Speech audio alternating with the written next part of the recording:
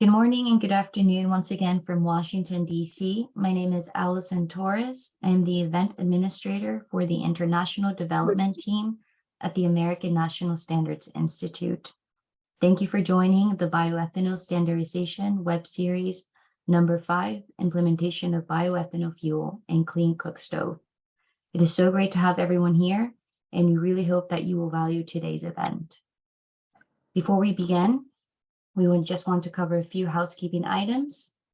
We ask that all participants are muted and without video upon entry. Second, if you're experiencing any technical issues, please feel free to message myself or my other NC colleagues, Sharon Okello and Agustina Ento. And third, this event will be recorded as indicated with joining the Zoom lobby, and this recording will be made available as part of the workshop materials after the event closes. At the end of today's session, we will provide a link for you to fill out to post an event survey. This survey will help us better anticipate future events and keep track of the impact of the past events. Now, I would like to introduce to you for your opening remarks, Sharon Okello, Program Manager from the International Development Section at the American National Standards Institute. Welcome, Sharon. The floor is yours. Thanks, Allison, for that introduction. Good morning and good afternoon to all participants joining us from the US and various parts of Africa. It's really wonderful to have you here again for yet another Standards Alliance event on bioethanol clean cooking fuels. And I'm really thrilled to see many of the familiar faces that we've had at past events that we hosted in the last year. Before we go into the program, I would like to start off by thanking our expert speakers, my colleagues at ANSI, Pivot, and most importantly, our esteemed colleagues at ARSO, as well as its membership for their strong collaboration and support in coordinating this event and the webinar series on bioethanol standards for clean cooking. As you may have noted from the event invitation that was sent out, this is the final webinar on bioethanol standardization. Discussions today will focus on implementation processes for establishing bioethanol clean cooking businesses, business model considerations, and lastly, the financing options that are available to unlock this market segment in the region. While this is the final webinar on this topic, we still plan to have some more follow-on activities, which Alicia El-Mamouni from Pivot will expand on in her remarks. We hope that the information that you will receive today and you have received in previous events is both instructive and compelling for you to push forward the conversation at the technical committee level and within your various ministries, trade associations, and related industries. We look forward to continuing to support this work and seeing you realize your energy and trade goals in this space. And with that being said, your commitment as the key drivers for the changes that you want to see in the lives of women, children, and men you represent at the domestic and international stage is very pivotal for moving the needle forward on this particular topic. I do strongly encourage you to speak frankly during these discussions and to ask as many questions as we have time for during the Q&A. And I also encourage you to reach out to Pivot and ARSO leadership following the webinar for further guidance on how to make the much needed steps to level the playing field and unlock the potential of this new market segment within your countries and the African region. Thank you very much for your attention. Thank you, Sharon. And now I would like to introduce Philip Okun, Documentation and Information Manager at ARSO. Thank you, Philip, for being here. The floor is yours. Thank you so much, Alison. I want to take this opportunity once more on behalf of the ARSO Secretary General, Dr. Hemojin Segemana, to welcome you all the participants and the delegates and the experts into this meeting, the 5th ARSO ANSI webinar on this bioethanol fuel and clean cookstove. It is our pleasure once more also to present our appreciation to the ANSI, the management, and especially also the technical staff, Sharon and Alison, who have taken most of their time in the organization of this We are aware this event should have taken place by last year, but unfortunately, due to tight schedule last year, we could not be able to do it during the last quarter of last year. But we are glad that as we had planned, it is taking place today. As Sharon had said, it is the last of the series that we had scheduled to do together. But ARSO Central Secretariat, on behalf of the ARSO members and the experts, we are still looking forward to find out and explore on other ways of having this series of webinars continuing into 2023, as we have also aligned our own webinar series that we do on a monthly basis up to November this year. So on the same vein, we are working together with the stakeholders like ANSI to do capacity building on specific topics, like we have the bioethanol fuel and clean cookstove, in the interest of our experts from the member states. I think the ideal outcome here should be on how we are going to progress on the development and harmonization of standards to enable that we have quality products within this sector. We all understand and know the effect of pollution that we get from using the firewood that currently is dominantly used in Africa. I think this one is a focus that we need to take ahead, so that we make sure that the African women, and especially also the children, are saved from this life-threatening situation that currently is going on. With those few remarks, I want to thank our panelists of today and welcome them for having accepted to be with us today. Our experts from the member states, the director generals who are here, feel welcomed. And at the same time, once more, I thank ANSI for this facilitation. We had organized for the interpreters. I think they are in. Lillian, if you can check, Patrick and Lillian, they are our interpreters of today. And our apologies for delay of them coming in. The first one had a technical problem. Thank you very much, and we look forward to a very healthy discussion during these webinar sessions. Thank you. Thank you, Philip. And now I would like to introduce your MC for today, Alicia Elmamouni, Executive Director at Pivot. Alicia, the floor is yours. Thanks, Allison. Hello, everyone. Thank you to Sharon and Philip for your opening remarks. And I want to echo the gratitude for the many partners that have come together to make these webinars possible and successful. The facilitation by USAID, ANSI, and ARSO have been critical. The expert speakers have attended and presented valuable information. And of course, thank you to all of you who are attending and engaging with us in these sessions. For those of you who are new to this series, my name is Alicia Elmamouni. I'm the Executive Director at Pivot Clean Energy Co. Pivot is a global bioethanol coalition for household energy. So our work focuses on expanding access to clean bioethanol through several methods. One of our pillars focuses on smart policy and standards development. So leading workshops like this one, engaging with government entities, and facilitating larger capacity building workshops with organizations like USAID and ANSI are some of the ways that we engage in building appropriate policy to support a transition to clean fuels.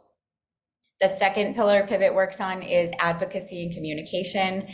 We work not only with governments internationally to help understand the implications of a transition to clean fuels, but also entities in the US, so they're aware of the energy challenges around the world and can partner to help provide solutions.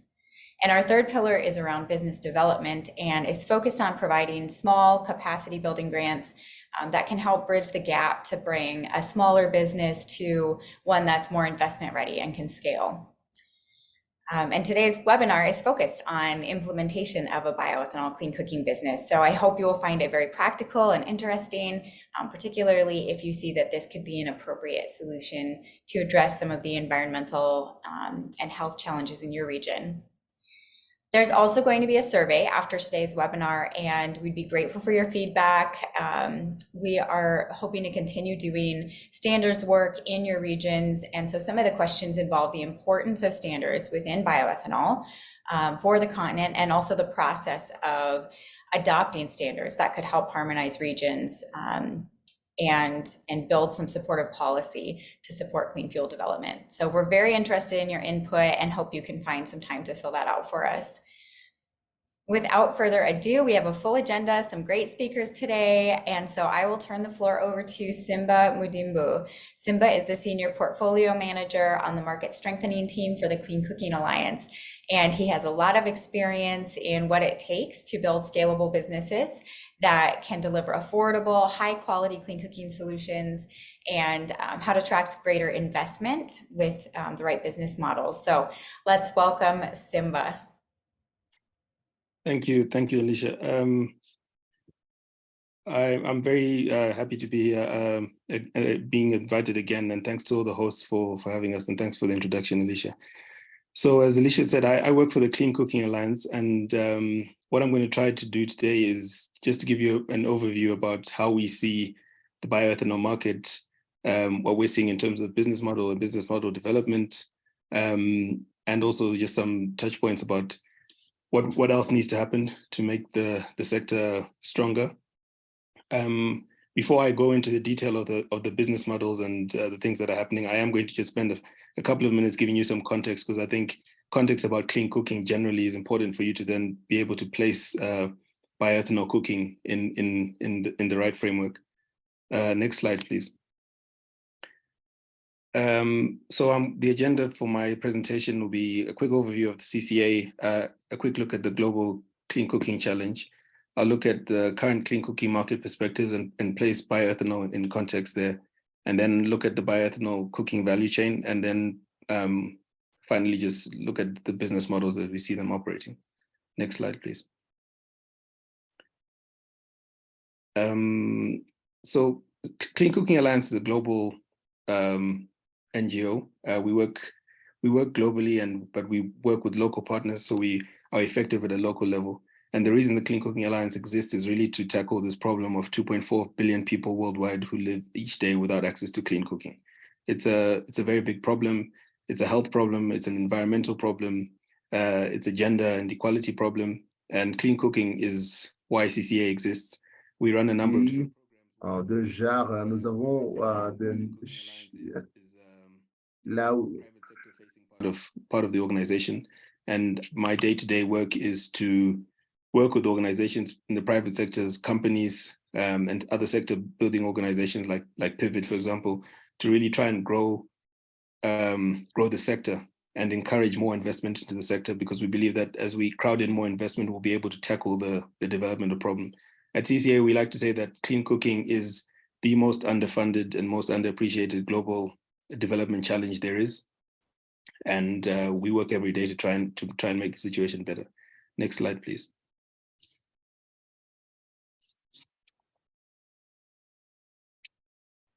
So we foster transformative change across the entire ecosystem of clean cooking. This slide is just like a view of what this ecosystem looks like. It's quite complex. As you can see, there's the end users, the households, and the institutions that actually cook, the users of the technologies and the fuels. They're the clean cooking solutions. CCA is agnostic to the technology and the solutions, in the sense that we don't necessarily back one over the other. Our challenge and our reason for existing is to make sure that clean cooking is accessible, and we back the most appropriate solution in the correct context. And you'll see that bioethanol, as we go into my presentation, is a very big part of the solutions that are out there. We also work with policy and advocacy mission to try and get clean cooking on the agenda of governments and other multilateral institutions, data and intelligence and research, and also working with funders who are from the perspective of investors into the sector and also other bilateral funders to try and get more money into the sector. Next slide, please.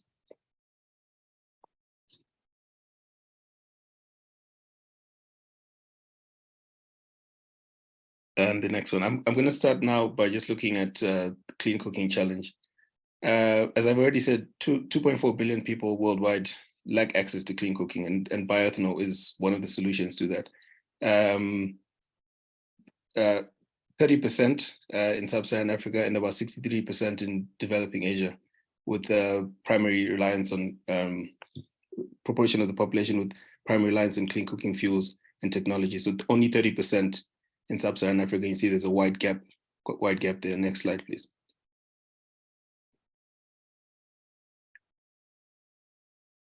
So as I've already touched on, clean cooking can help to deliver health benefits, air pollution benefits, and also gender and livelihoods. 3.2 million people die every year from illnesses related to exposure to smoke from cooking with open fires or polluting sources of cooking. In terms of air pollution, 16% of ambient air pollution globally is relatable to biomass fuel used at household level. And when we look at gender and livelihoods, women and children spend 4 to 20 hours per week gathering fuel and also spend a disproportionate amount of household income purchasing fuel. And 60% of the deaths from household air pollution are related to women and children. So it's really an equality issue as well. Next slide, please.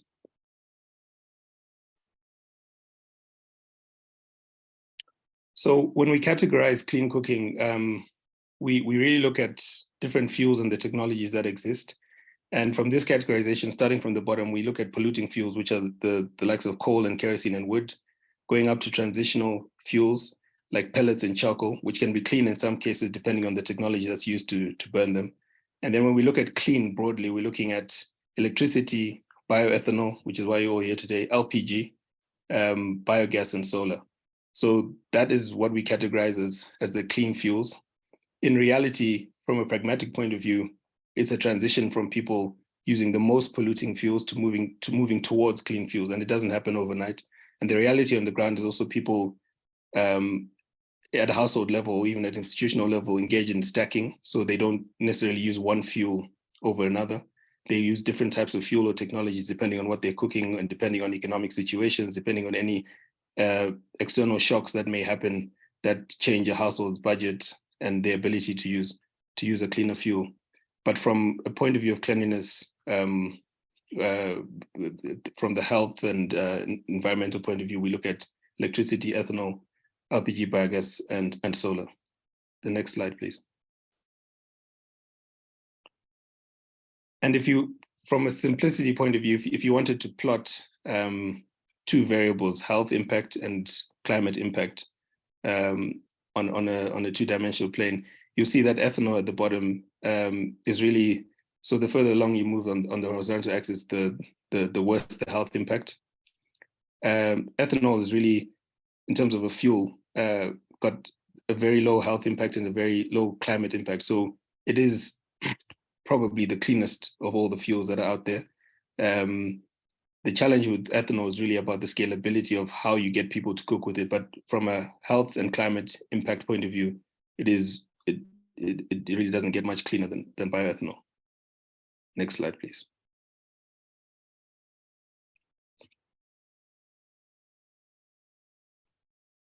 Next one, thank you. So just quickly touching on the clean cooking market, CCA does an annual or biannual industry snapshot, which kind of gives a snapshot, a glimpse of what's happening in the sector. It doesn't cover all companies, but this covers a good proportion of the companies that we know and that we work with. And the important thing for you to appreciate here is that the market, the clean cooking market, is diversifying. So back in 2014, you'll see that most of what was considered clean cooking was really around biomass cook stoves. That was the improved cook stoves that were more efficient and healthier for people to use in order to burn biomass fuel. If you fast forward that to 2020, the proportion of revenues from clean cooking technology is more diverse. Bioethanol falls into the other category. So it's still a very small proportion of everything that's happening in clean cooking. But the important thing to note is that the sector is diversifying, and bioethanol is growing as a proportion of that other category. The next slide, please. So if we look at just the market and drivers and inhibitors of scale, next slide, please. If you just click through because there's a few on the things here.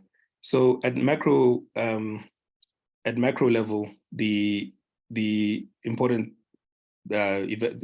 factors that are happening are the carbon markets, and I think Peter, my colleague, will touch on that later. Complementary technologies, fuel prices, and consumer tastes. These are the things that are really moving the clean cooking market at a macro level, as well as global political movements. As we know, a shock like a war can really raise prices of some fuel relative to others. At an enabling environment point of view, the things that are important are national policies and regulations, and you see that this really applies very, very highly in ethanol when it comes to considerations like VAT and duties at point of import, which can have a significant impact on the unit economics of operating businesses in this sector. Donor funding, in terms of what donors are prioritizing. Infrastructure is very important, how you get fuel and tools to people, and standards, as you have been discussing in this webinar series. The demand for clean cooking fuel is really a factor of the substitutes that are there, what choices do people have, lifestyle disruptions, and then perceived value proposition is very important. So sometimes people have a perception that one fuel is cheaper than another, but the reality is when you look at breaking down of the efficiency of the cooking and how it works at household levels, fuels can actually be cheaper than is perceived in the market. And then supply, market density plays a big role. There's some technology and fuels that are easier to supply in high density urban areas than they are in low density areas. The maturity of business models, and you'll see later that there's quite a lot of technological development happening around bioethanol cooking. Access to finance is always a perennial issue for entrepreneurs who are at the coalface trying to actually grow business and develop them. And then the enterprise's capabilities in terms of their ability to meet customer needs, find the customers, and compete in the market. Next slide, please. So just bringing this down to ethanol from an ethanol point of view, at a macro level, it's a clean and renewable fuel option. So a lot of the fuels that are considered clean, for example, LPG, which is another kind of liquid fuel, can't really say that from a renewability point of view. So ethanol is clean and renewable. On the negative side, there are concerns with land use change and food security. That's one of the issues that's always raised when it comes to with bioethanol, and I'm sure this has been part of the discussions that you've had. One of the things that's raised as a contentious issue when looking at bioethanol. From the enabling environment, there's been experiments with policy incentives, policy experiments with targeted incentives to try and get people to look at ethanol as a cooking option, and is a very good fit with carbon finance because of its cleanliness and renewability. On the negative side, we still see quite a lot of friction in the market caused by VAT and import duties that are imposed by national governments. From a demand point of view, ethanol is actually a very good cooking experience relative to the other options in the market. It's a similar experience to a gaseous fuel like LPG. This largely depends on the quality of the stove that's used to burn the ethanol, but it's a good clean cooking experience. In many cases, an aspirational cooking experience versus what people are used to, whether they're using charcoal or firewood. Historically, there have been a lot of safety concerns around spillage and burns, and this was because largely when ethanol stoves first went into the market, they weren't very well designed, and we saw a lot of, well, not a lot, but there were incidents of spillages and burns caused by the poor design of the stoves. Unfortunately, there's been variable quality of the fuel itself, and we know of markets where companies have tried to enter with an ethanol product, but people find that from batch to batch, the ethanol that they're buying at the point of retail is different, and they lose confidence in the quality of the fuel, and that can be actually quite devastating to establishing a market in a country. So it's very important to have standards around the quality of the fuel, especially the fuel. that is available to people. And historically also there were issues with variable cooking performance, but as I say, there's been a lot of investment in the technology, and the stoves that we see in the market now are relatively relatively good. So this is less of an issue now. And then on the supply side, I mean, there's an existing international commodity supply chain for ethanol. It can be bought and sold and traded internationally. But at a local level, and this is mainly focusing on sub-Saharan Africa, there's limited local supply. So a lot of the ethanol players who are operating at national level businesses have to be quite nimble about where they get ethanol from and making sure that their supplies are consistent with their ambitions for business growth. The next slide, please. So I'm now going to just look briefly at the clean cooking value chain. So we really look about the stoves, sorry, the fuel, which is the bioethanol, stoves, and customers. And I'll just briefly look at how this all interacts at the market level. Next slide, please. So the fuel value chain really starts at production, and this is the production of the feedstock that makes the ethanol, the farming and bioethanol crops, and processing that feedstock. Then there's bulk transporting that involves international shipping and local logistics for bulk storage. Now in sub-Saharan Africa, this part is actually one of the issues, one of the bottlenecks, because you don't always have localized bulk storage facilities that allow business models, that enable the business models. Then you've got urban storage that looks at getting the fuel as close to the final destination, as close to the final customer as possible. Packaging, which usually involves fuel blending and bottling, where the distributors end up using branded fuel that is finally sold. The distribution, including the last mile distribution, is really a key challenge in operating these models, because it can be expensive. And there are many challenges, infrastructure, payments, different things that make it challenging for the model to operate. And then there's the retail networks. Now you'll see on this slide, what I've done is split centralized bottling versus distributed dispensing. Because essentially from a fuel point of view, you've got businesses that are operating centralized bottling, where they have a central bottling facility. They bring the empty bottles there, they fill them up, and then they distribute those like an FMCG product, like you're distributing toothpaste or Coca-Cola, whatever it is. And then you've got another model which basically says the customer comes to a point and refills a bottle. So they will have a canister or a bottle of some sort, which they bring to a centralized point and refill that, take that home, and then go back to that centralized, to that dispensing point. Now, these dispensing points can be distributed wherever the business wants them to be. But the idea is that you can have a model where the final product is closer to the customer, and the customer owns the decision about when they fill, how much they fill, where they fill that, versus a centralized bottling model where customers go to a retail point where they can purchase the bottle in a standardized quantity. And those are broadly the two models from a fuel point of view that we see from the clean cooking perspective. The next slide, please. From the stoves value chain, it really starts with R&D, the research and development about appliance design. As I mentioned before, more investment going into actually getting better stoves and better appliances, more durable, more aspirational, better performance. All of those things are important at R&D level. And the sector has really moved on in leaps and bounds in the last decade or so in terms of the quality of the stoves. And the focus here is around efficiency and user experience. Raw material sourcing. So the manufacturers and even the assemblers of these have to really think about the international logistics, about where they source steel and other components that go into making these stoves. Then there's a manufacturing part where there's machining of stovepots in specialized factories. Assembly, and this is done in two ways. Usually either the stove, if it's an original equipment manufacturer, they assemble the final product and then they retail it or distribute it for retail. But then there's another component of this where you have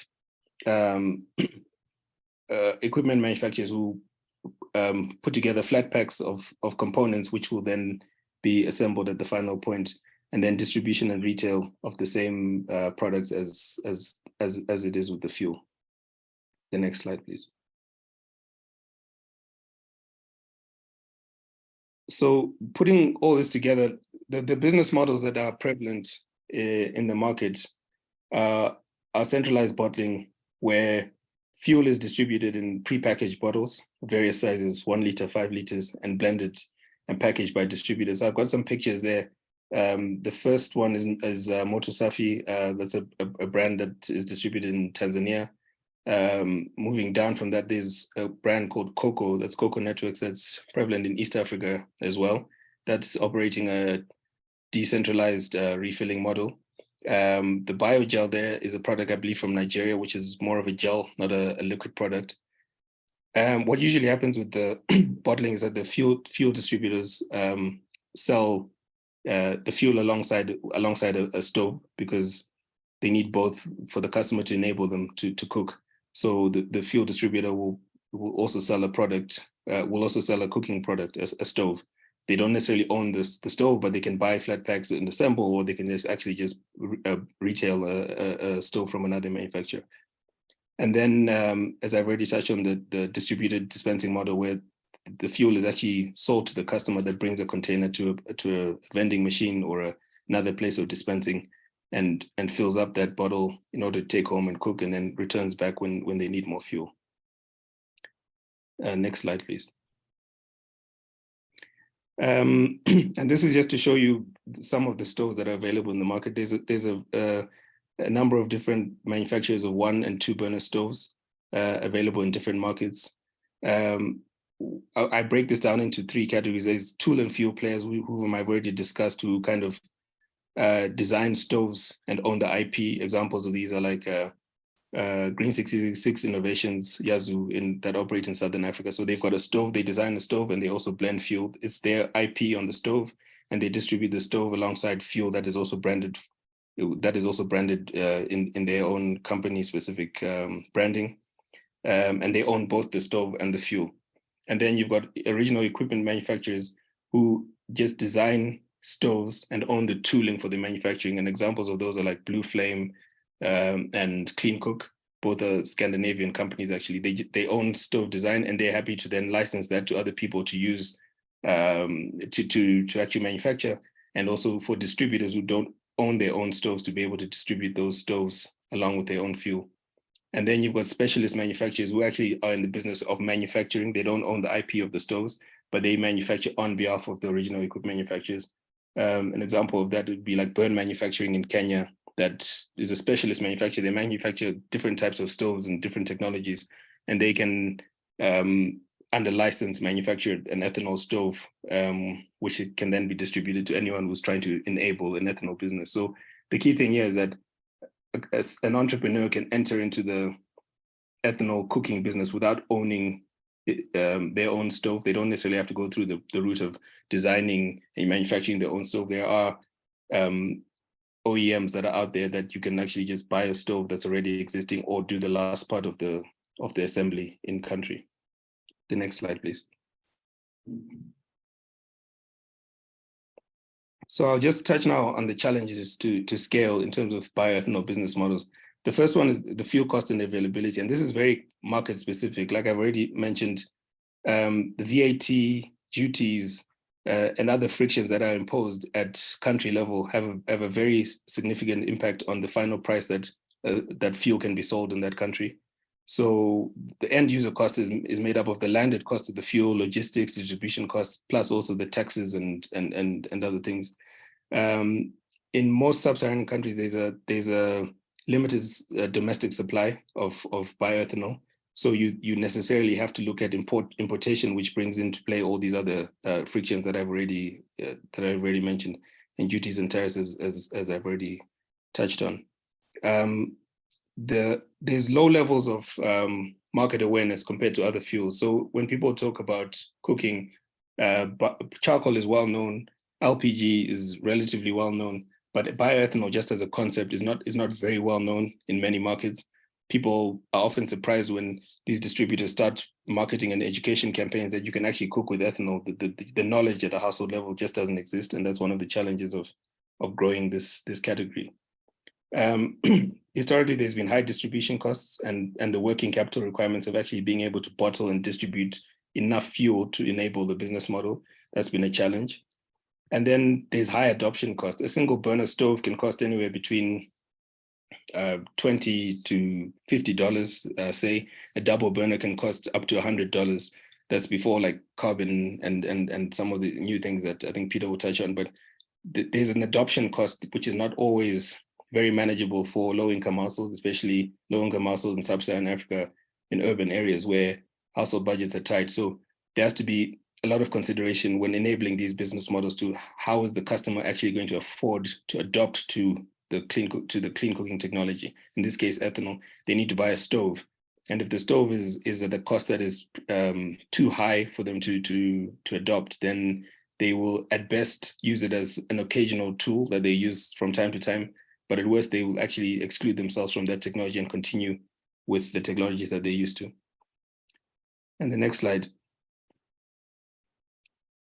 I think there's a number of opportunities, and I think I'll end here in the interest of time. There's a number of opportunities when we look at bioethanol cooking. There's a huge market size. Clean cooking generally is a huge market size. Every household needs to cook at some point every day. So the market potential is huge.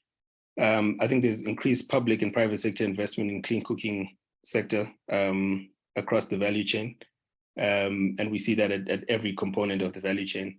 There's increased innovation and technology integration. I mentioned Cocoa Networks, which I think is probably the best example so far that we've seen of a company that's really taken a look at bioethanol as a cooking tool and really invested in the technology, both hardware and software, to integrate into a business model that's actually now taking root and growing with improved unit economics. There's leveraging of carbon finance and other impact monetization mechanisms, which I think are playing a big role in the affordability. Cocoa that I've just mentioned, when they first went into the market in Kenya, I think they had stove retailed at about nearly $100. But last I checked, they had brought that down to below $20. I think it was actually closer to $15. And that's really been an application of a very strategic application of carbon finance to lower the unit cost of the tool, which has really brought in a whole new customer segment, and they're growing their business on the back of that. So I think it's a very important point around the opportunity to scale this business and leveraging the opportunities around carbon. I think I'll stop there, and I look forward to questions and listening to the other speakers. Thank you very much for your attention.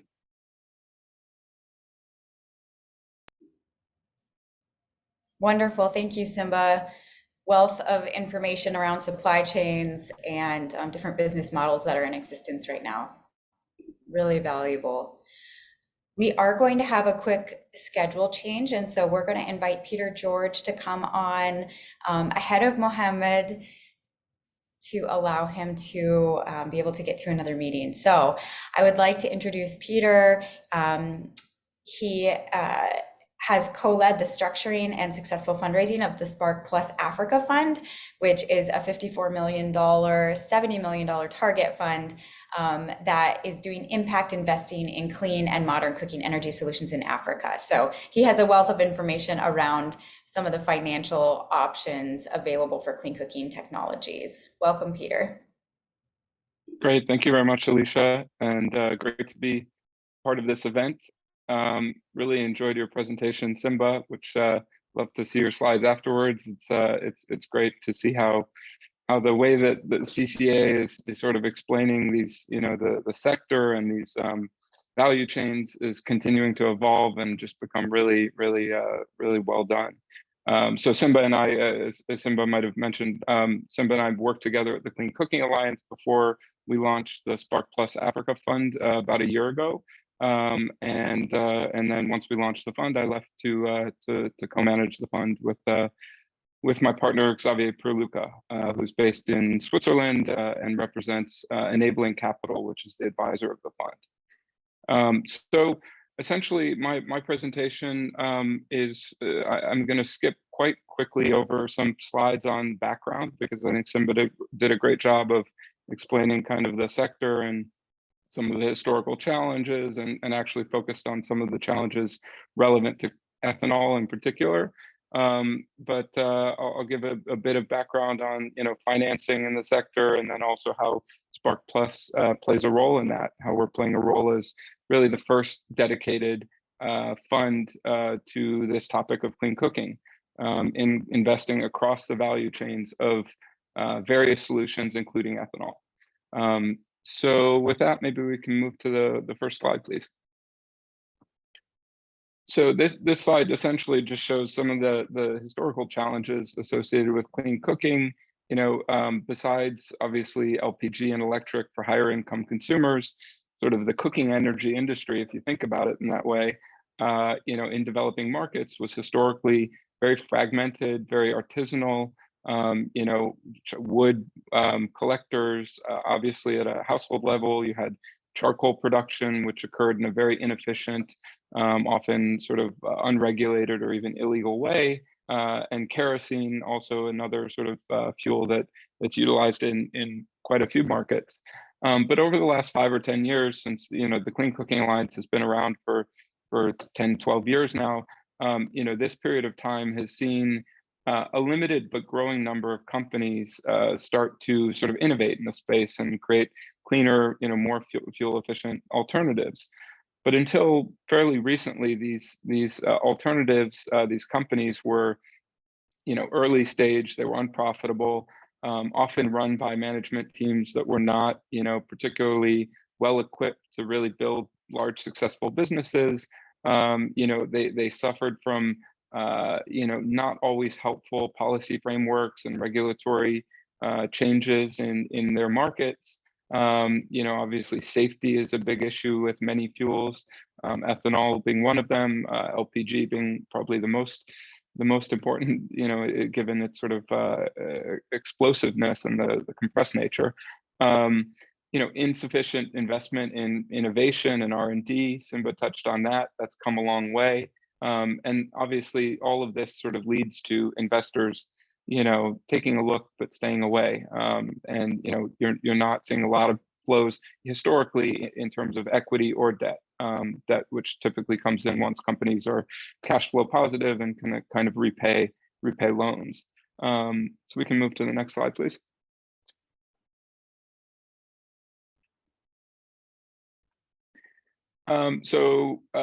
Fundamentally, this was all related to some of the topics that Simba touched on as well, around awareness, around obviously, just affordability, and donors have played an important role, but only limited amounts of sort of grants and concessional funding have flowed, because in part donors don't want to go it alone, right? They want to see leverage on what the resources that they deploy. They don't want to build a bridge to nowhere, especially when the donor money is kind of private sector driven. They really want to invest where they're mobilizing other investors to come in.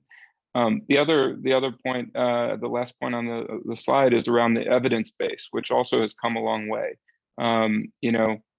It's historically there was not a lot of evidence around what are the impacts of clean cooking solutions.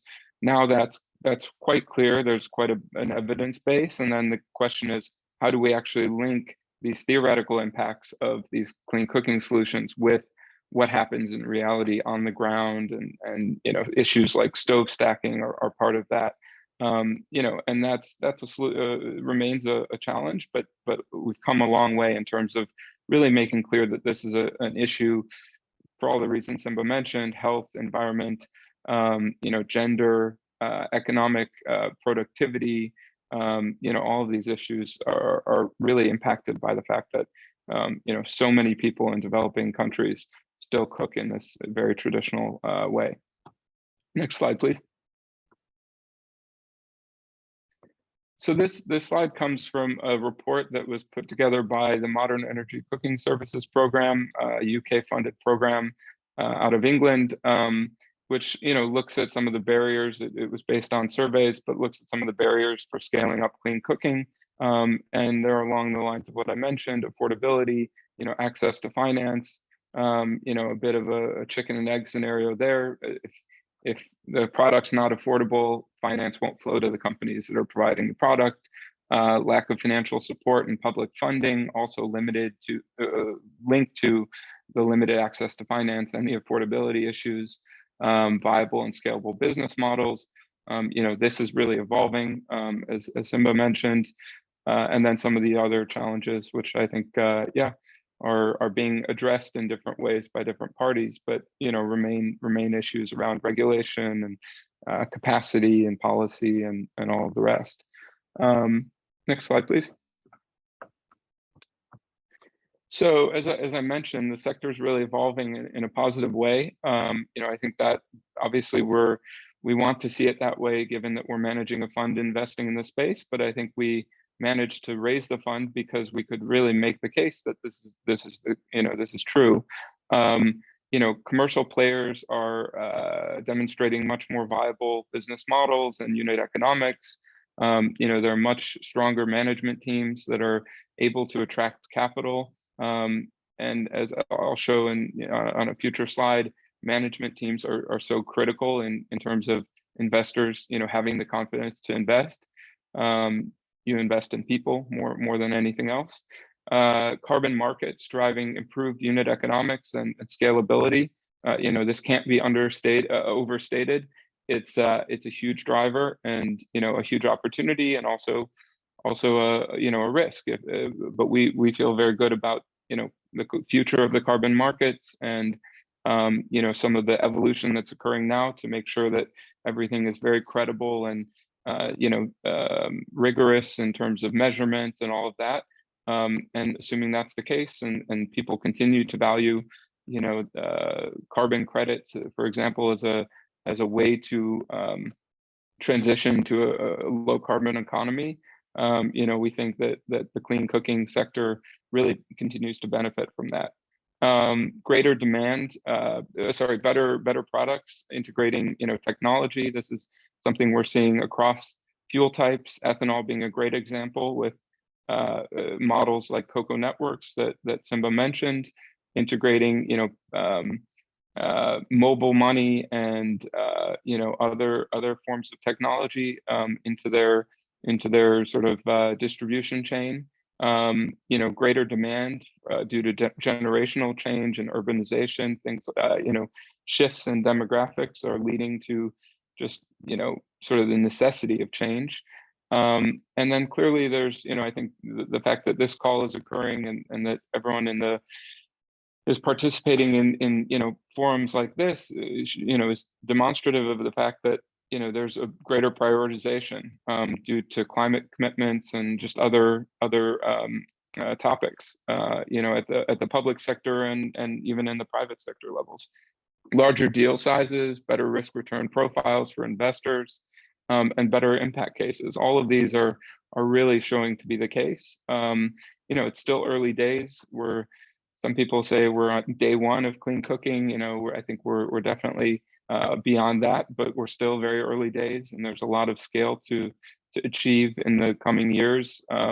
But things are really progressing in the right way. Next slide, please.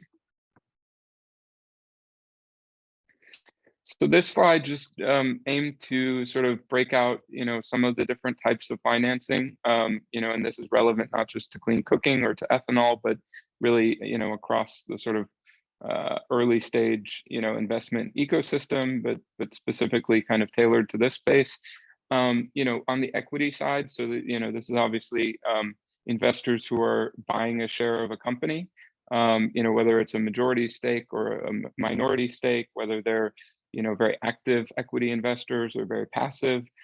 You have a range of different types of equity investors, and you have angels and angel networks. You have investment funds like our fund, Spark Plus.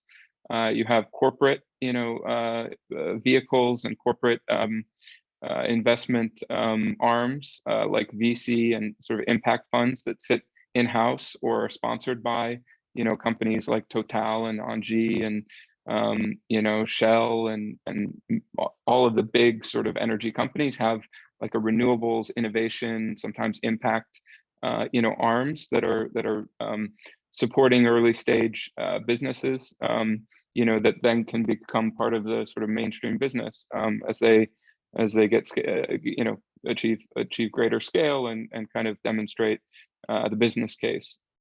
Foundations, obviously, that are very sort of impact driven, play a role by investing equity into some companies, incubators and accelerators. So providing sort of support alongside sometimes small equity tickets. And, equity investors, sometimes take, technology and business model risk coming in very early. Sometimes are looking for later stage opportunities and, investing in the expansion of proven business models.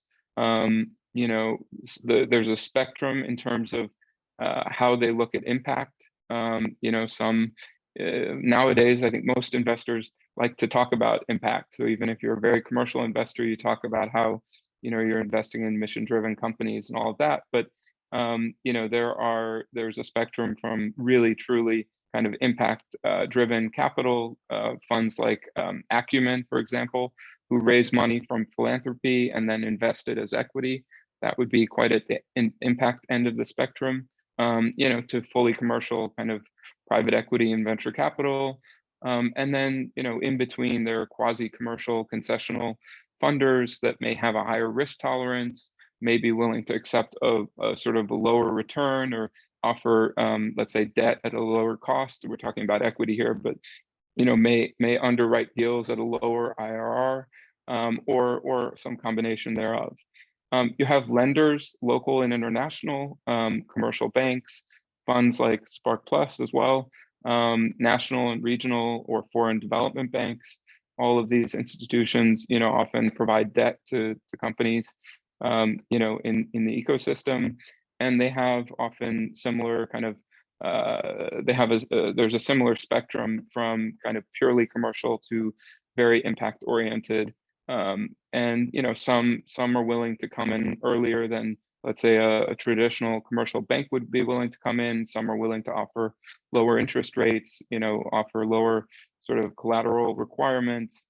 But there's a spectrum of different kinds of debt providers. Results-based finance grants. So these are different sorts of programs and facilities, often government sponsored, sometimes coming from philanthropists and foundations, but essentially monetizing, either carbon emission reductions or other impacts like health or gender impacts.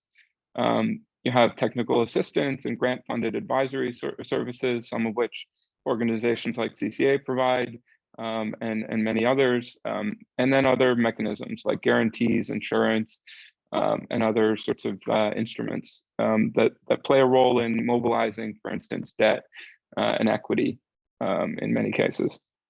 Next slide, please.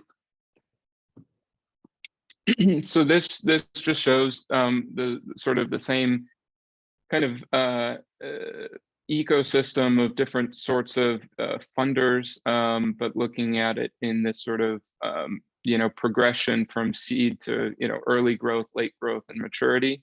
I think, yeah, this is also coming from the MEX report. Obviously, companies at an earlier stage rely more on sort of seed funding, grants, R&D funding. Once you are sort of in the growth stage, you're looking more at venture capital, impact investors who are willing to take early stage risk, and then you progress to larger funders like private equity. Ultimately, if you're successful, public markets, companies can exit by going public.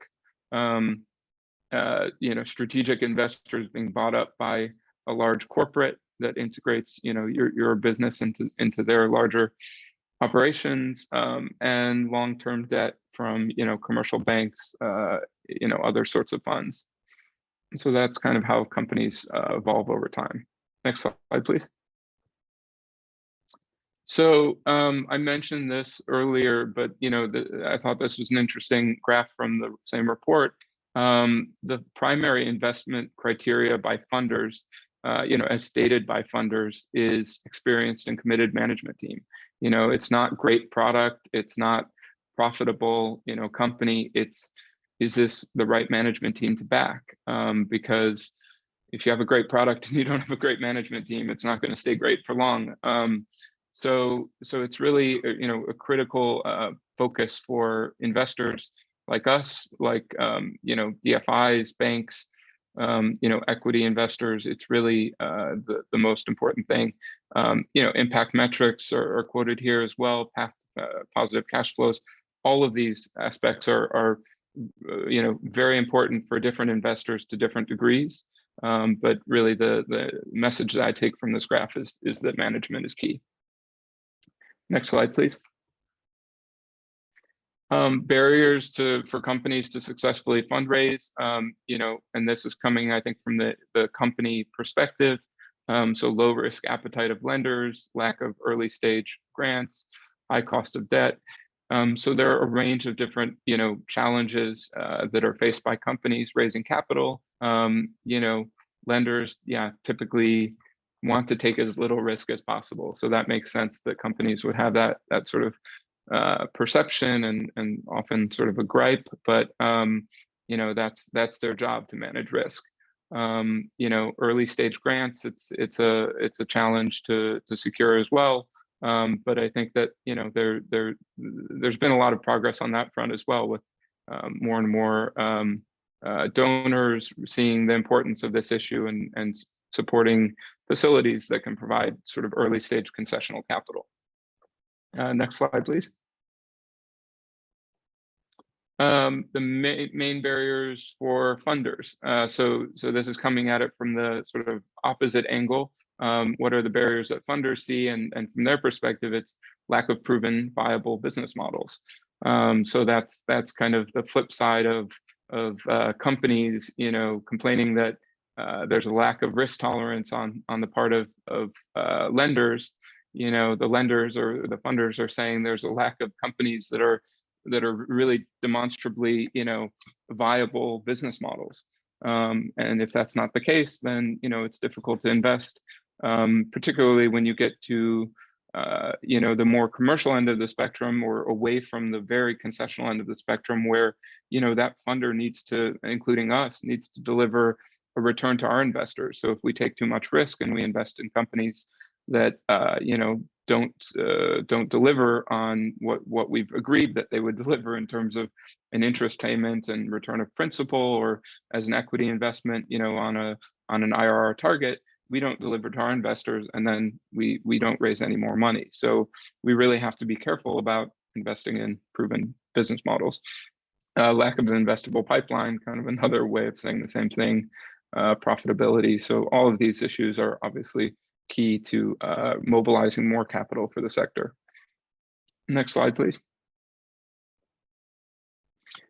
So this doesn't look great on the screen for me, but it's essentially, if you receive the slides afterwards, it's interesting just to look at some of the notable transactions in the space.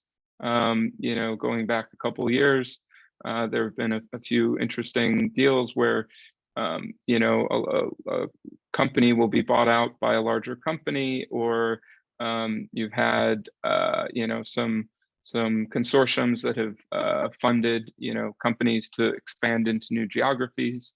And some equity investments that have helped some companies scale up. So some interesting investments, and we don't see that slowing down. I think there's continued to be more and more investments. Ethanol, I think, is at an earlier stage than, for instance, LPG or, biomass cookstoves backed by carbon.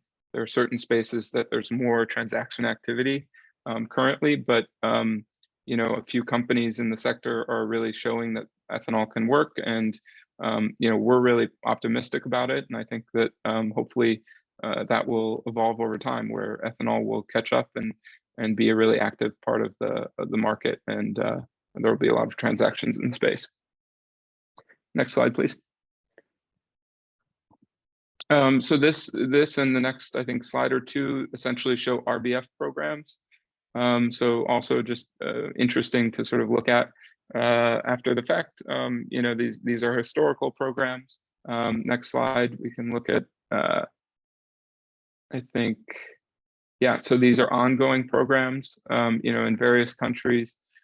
Kenya is a hotspot. There are programs in Mozambique and Malawi and Zambia and elsewhere. In Rwanda, there's a World Bank program.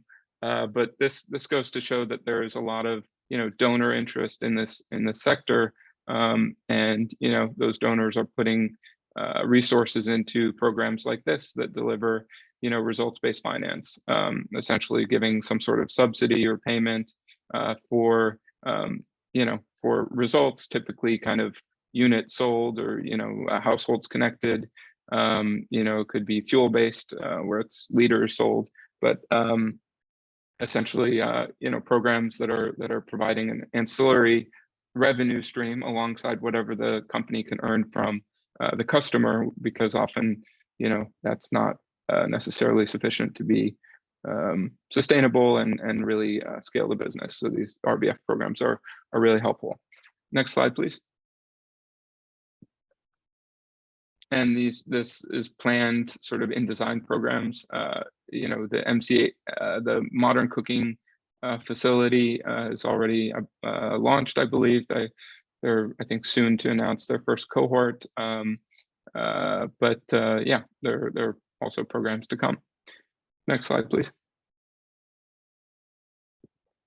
So just sort of zooming in on Spark Plus, the fund is advised by Enabling Capital, which is an investment advisor in Switzerland that manages or advises another fund focused on microfinance, a global fund. Spark Plus is its second fund under advisory. Sticking Modern Cooking, which is sort of the technical assistance vehicle alongside the fund. Both organizations own the general partner of the fund. Woodman Asset Management is the AIFM, or the fund manager on record. It's a regulated asset management firm in Switzerland. And then the Clean Cooking Alliance, which Simba represents, is was a sponsor in the development phase of the fund and remains a technical assistance partner. Next slide, please. So Alicia mentioned this, but essentially we're at $54 million currently. We've closed over the last year, and it's to invest in next generation distributed cooking energy solutions for the mass market in sub-Saharan Africa. It's a mouthful, but essentially we're trying to invest in companies that are sort of forward-looking and innovating around this issue around cooking energy. We are investing across the value chain from design through to consumer finance. So that means product companies that are manufacturing, designing stoves, companies that are storing fuel, distributing fuel like ethanol or LPG, as well as obviously business to consumer retail players, and consumer finance providers like microfinance institutions. We can lend to them for them to then on lend to customers or companies in the clean cooking space. The fund makes $500,000 to $7 million investments. We can structure our investments in many different ways. We have quite a lot of flexibility on the structuring. It can be on balance sheet, it can be off balance sheet, senior debt, secured, unsecured. In some cases where we want to take more risk, we can do unsecured, kind of subordinated, what's called a mezzanine instrument. So it's somewhere in between equity and debt. And our sort of geographic focus is on sub-Saharan Africa. So we're only investing in companies domiciled and operating on the continent. Next slide, please. This just shows our investor base to date. So we have something like 12, 13, 14 investors. The European Commission and African Development Bank were the first loss capital. So they're taking kind of the anchor position and mobilizing other investors like some of the DFIs, IFU from Denmark, Bio from Belgium. And then we have a number of family offices and foundations, as well as some pension funds. And that's notable because pension funds typically wouldn't invest in an early stage sector, but because of the track record of the team involved, the way that we've structured the fund, the support of the European Commission and African Development Bank in taking this first loss position, all of these different factors have led us to be able to mobilize what is typically difficult to mobilize, kind of commercial capital from institutions like pension funds. which we think is really exciting, obviously, because it allows us to educate these institutions on this topic, and sort of for them to walk alongside us as we're investing in the space at an early stage, such that when we're scaling up and raising much larger funds, and the sector needs a lot more capital, they're ready to provide it. Next slide, please. I think that was going backwards. Yeah, perfect.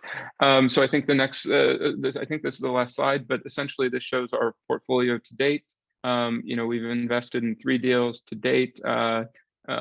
We have quite a robust pipeline, so hoping to announce several new deals in the coming weeks and months. But over the course of last year, we invested in Burn Manufacturing, which is a stove manufacturer in originally, US and Kenya based, now expanding throughout the continent. Sumac, which is a microfinance institution in Kenya, lending for clean cooking solutions, as well as Bidasasa, which is a Kenyan last mile distribution company. So it's quite a range of different types of investments, and we'll continue to invest in that way. I think that is it. So I will, unless maybe next slide, but I think we're there. Yes. Thank you very much.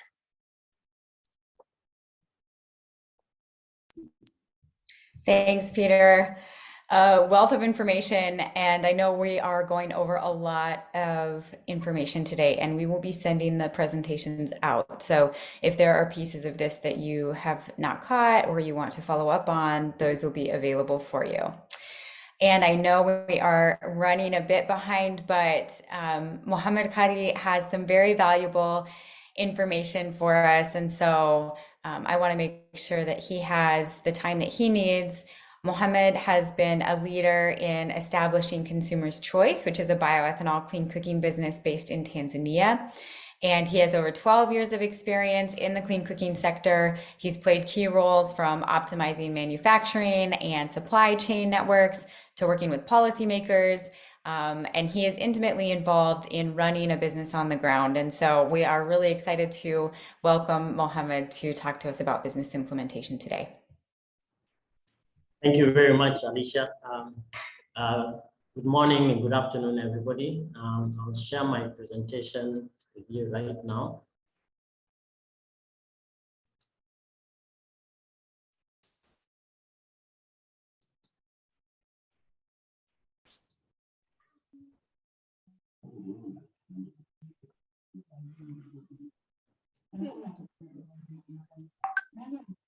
Yes.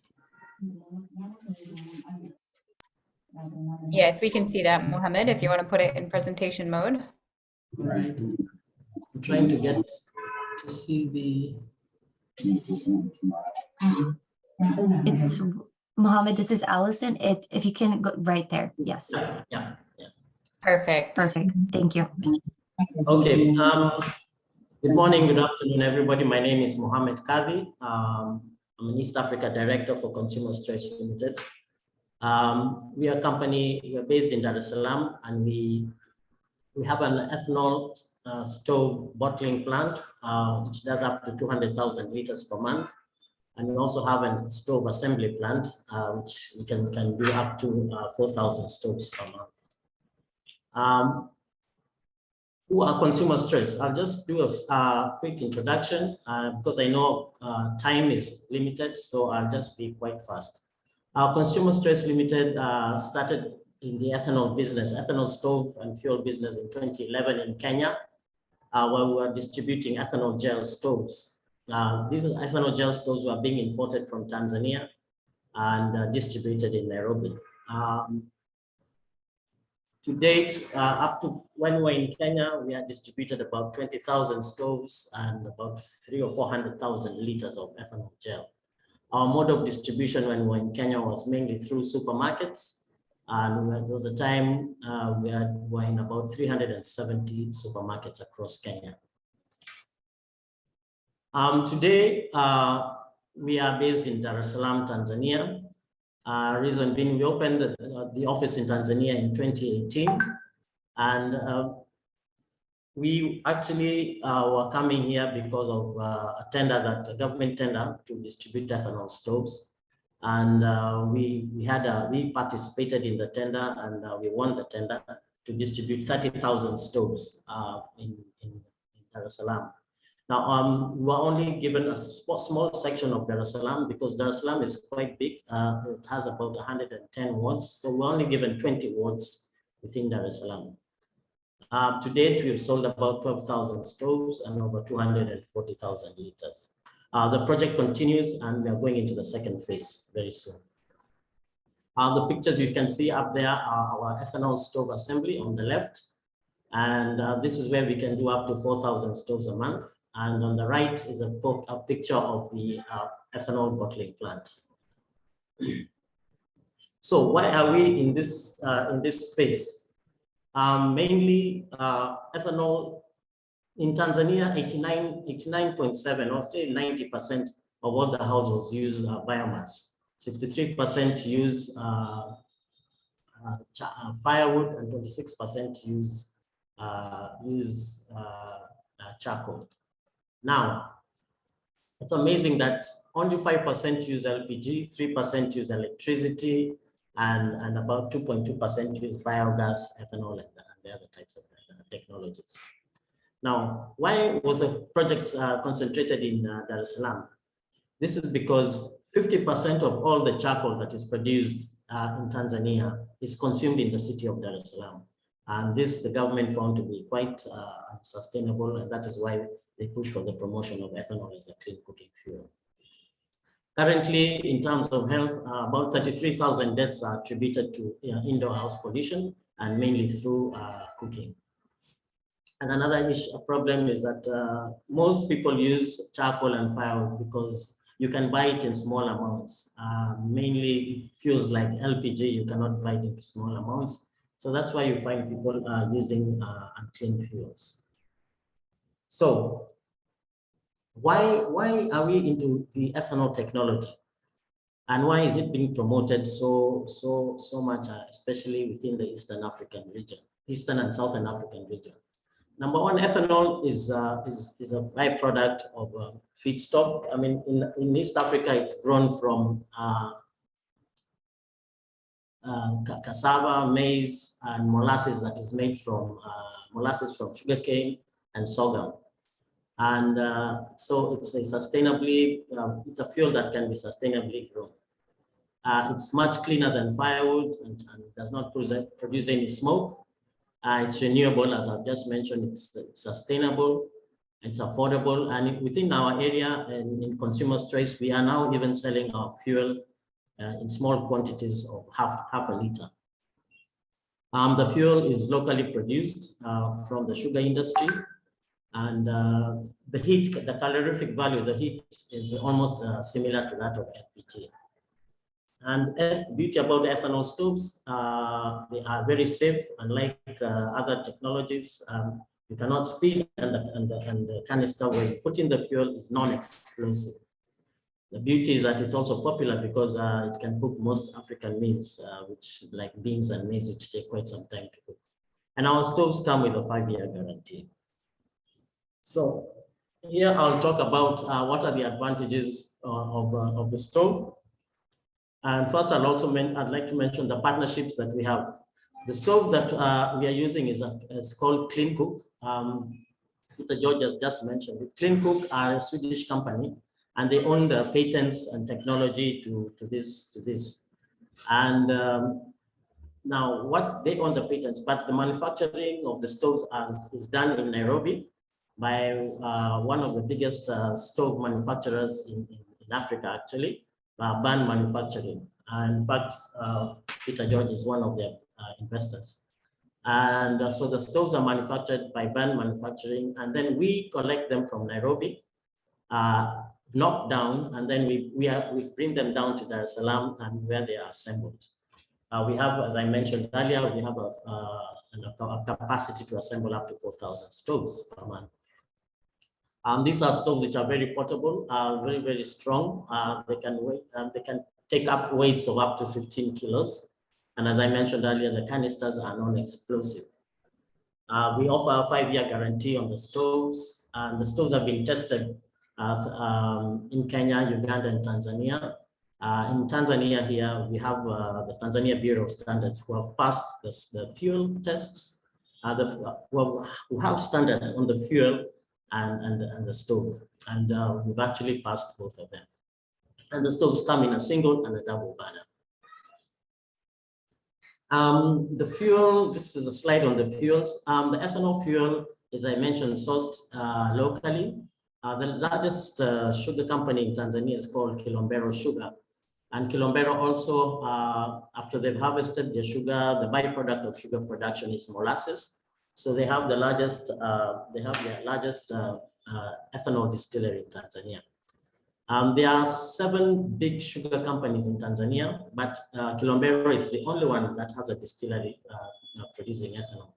So in future, if all the factories, all the sugar companies were to produce ethanol, Tanzania would be a big producer of ethanol.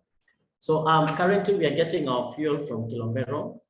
We transport it all the way from Kilombero to our factory, which is about 250 kilometers. We own two 35,000 liter tankers. So we take them to the factory, to the sugar mill, and they get filled up, and then we bring them down to our factory here in Dar es Salaam and bottle them.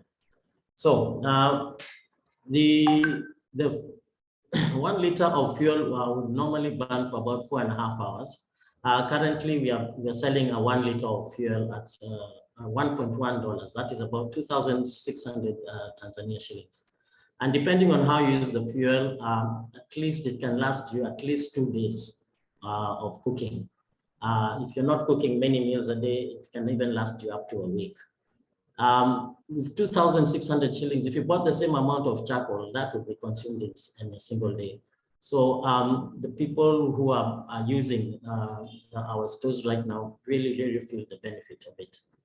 Ethanol, as I mentioned earlier, is locally produced through sugarcane molasses, and it doesn't produce any smoke, and the fuel is readily available. Our distribution model is taking the fuel is actually bottled and bought in the retail outlets. I'll be explaining that later on. And the fuel is packed in 0.5 liters, 1 liter, and 5 liters. As I mentioned earlier, we are in 20 wards in Dar es Salaam. The map on your right is the map of the city of Dar es Salaam. It's divided into 110 wards. Now the dots there are the areas we are in 20 wards.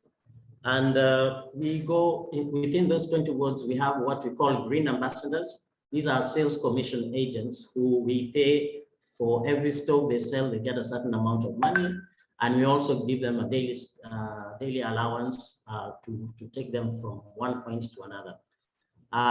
They are trained for a week within our premises before they go out, and they really promote the image of the company. Many of them, in fact, now we've been with them for quite a number of 2 years now, and they feel that they don't want any other job apart from that because they're earning quite good money. Now, this is our route to market. Mr. Simba earlier on mentioned that there are basically 2 business models to the ethanol business. There is the dispenser unit that you can use, where you take your bottle to the dispenser and you fuel it from there. And then there's also the centralized bottling. The centralized bottling is where we buy the fuel from the sugar factory, bring it to the factory, and bring it to our bottling plant here in Dar es Salaam, and then fill it into bottles. And these bottles are distributed to retail outlets where consumers can go and buy the fuel. So that is the model that we use. From there, once we bottle the fuel in our factory, we have the green ambassadors who go door to door selling our starter pack. A starter pack is a stove and 2 liters of fuel. That's what we call a starter pack. So every day they will be having a target of selling at least 2 or 3 starter packs, and a monthly target of about 55 stoves. If they sell more than 55 stoves, they get a bonus. And if they sell even more, the more they sell, the higher their bonus is. After the sales, the Green Ambassadors, we also partner with a business community. Here in Tanzania, there's a business association called the CEO Roundtable. The CEO Roundtable is a conglomerate of about 180 large-scale businesses. And what we do, we've partnered with them to sell our fuel and our starter packs, our stoves and fuel to their employees. So far, we've sold about 2,600 stoves through these business associations. We also are working with women's groups, where we go to women's groups, we give them the stoves, and within the women's group, they organize themselves to be able to pair us and to give the participants the stoves. We are looking to work with the private MFIs, microfinance institutions, and in the phase 2 of our project, we will be working with microfinance institutions, because one of the biggest problems that the consumer has is they lack upfront capital to buy the stoves. Now, after we've sold the stoves to the consumer, there is a team that also identifies retail outlets to sell the stoves. And to sell the fuel, sorry. And once the fuel, once the starter pack fuel is finished, they go to the retail outlet and they buy the stove. Now, another important aspect I have to mention here is that we also have a call center. Once we have sold the stove to a customer, we make sure within the first 3 days, we do call them to find out how they're doing, how is the stove performing. Do they know where to buy the fuel? And if they have any other problems, we try and solve them through the call center. We also have promotions through the call center. We promote something in Kiswahili we call Wezesha Jirani, which means enable your neighbor, whereby one housewife would introduce 2 or 3 neighbors to start using the fuel, and they get a commission or they earn points from that. Next slide. Now, one of the most important things that we've come to realize is the technology. The use of technology right now is paramount. And what we are doing now is we are in the process of designing a software with some partners, whereby we'll be using technology to collect data. This data basically will be able to give us a complete picture on the total amount of stoves sold in the market and the fuel that is sold in the market. And this will be known up from the retailer's point, how much fuel does a specific retailer have from my computer here in the office.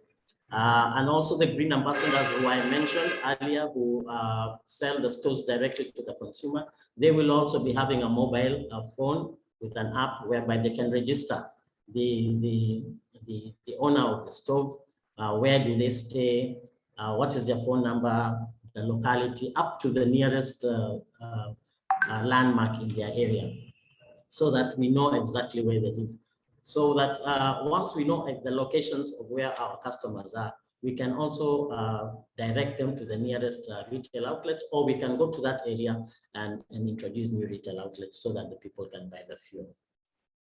And also within this app, what we're also going to be designing is that when a customer is buying the fuel, they'll be using, they'll download an app whereby whenever they buy a stove, a liter or so of fuel, they will be able to buy it through mobile money. Mobile money in East Africa is very, very popular. So they'll be able to pay it through mobile money, and that would reflect in our back office, and we'll be able to monitor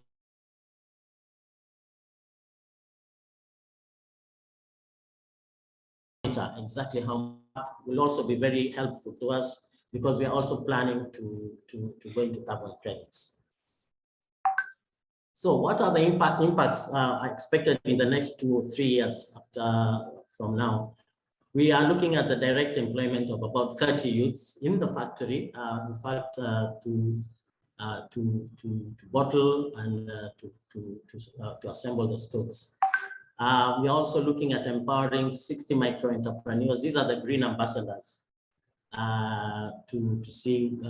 to go and sell the starter packs within their own communities. We also plan to have about 650 retail outlets selling our fuel within Dar es Salaam. Also, there are new feedstocks that are being introduced to produce ethanol, such as cassava and cashew apple fruits. What is the social impact? The social impact is obviously the positive health and the well-being of the consumer at home. And the issue of lighting stove very fast is something that so many of the consumers tell us that, whoa, you can light this stove so fast. It used to take me about 15 to 20 minutes sometimes to light a firewood or a charcoal stove. So it has really helped them to do that. In terms of the environmental impact that we are looking at, 1 liter of ethanol, 1 liter of ethanol displaces 3 kilos of charcoal. So after distributing the 30,000 stoves in the next 2 years, we are looking at being able to save about 8,000 hectares of forest land from being harvested for charcoal. And 660 tons of carbon emissions will have been avoided. So what are the main challenges? I'm going to talk about these challenges in 3 ways. There is at our level, the SME level, and then within the sector, the clean cooking sector, and at the government level. So at our level, the difficulties that we're having, customers find it very difficult to pay for the stoves upfront. Finance is a little bit of a problem. Then there's a lack of public awareness on clean cooking. And really, we have a problem because in Dar es Salaam, people don't know much about ethanol. So we really take 3 or 4, it takes 2 or 3 times the effort to try to convince somebody to buy our ethanol stove. And then by doing that, the high cost of creating mass awareness campaigns, we have to hire advertising, promotional companies who go out with trucks and try to advertise our products within the area, within the 20 wards. That can be quite expensive. And then sometimes, and right now there's also the unfair competition, because LPG is kind of favored. It doesn't have any taxation, VAT exempt, and it is heavily subsidized. So competing with such a technology can be quite challenging. And then also it's the unregulated charcoal sector. The charcoal sector in Tanzania and in most of sub-Saharan Africa is totally unregulated, whereby you just go cut down trees and come and sell them in the urban areas. Once that area is regulated, we believe that our products will be able to enter the market. And then also finally is the high cost of setting up a fuel bottling plant and a stove assembly plant. At the sectoral level, we lack in the clean cooking sector to work as in a cohesive manner. Once we lack that unity, everybody just goes and does their thing individually. Until recently, quality standards were not there, but I'm happy now in Kenya, Uganda, and Tanzania, there are standards, but before there were no standards, so that everybody was producing fuel that was of substandard quality, and they could do anything with the stoves. Another thing is that we lack partnerships with especially microfinance institutions, so that we can be able to offer our customers some credit. What are the issues at the government level? What we've noticed is that a lot of countries don't have clean cooking as a national priority, and that is one thing that is lacking even here in Tanzania or across East Africa. Issues of VAT, obviously, on ethanol stoves are very high. Import duty on denatured ethanol, especially if you're sourcing it from outside East Africa, it's also very high, and importing the clean stoves is also very high if you're importing them from outside East Africa. But if you're importing them from within East Africa, like right now, the stoves are being made in Kenya, we only pay VAT. There's no import duty, and things can cross the border quite easily. So how do we accelerate growth and development? First, the most important thing at the SME level is to provide consumer finance. Once we'll be able to provide consumer finance, the uptake of the stoves will be much higher.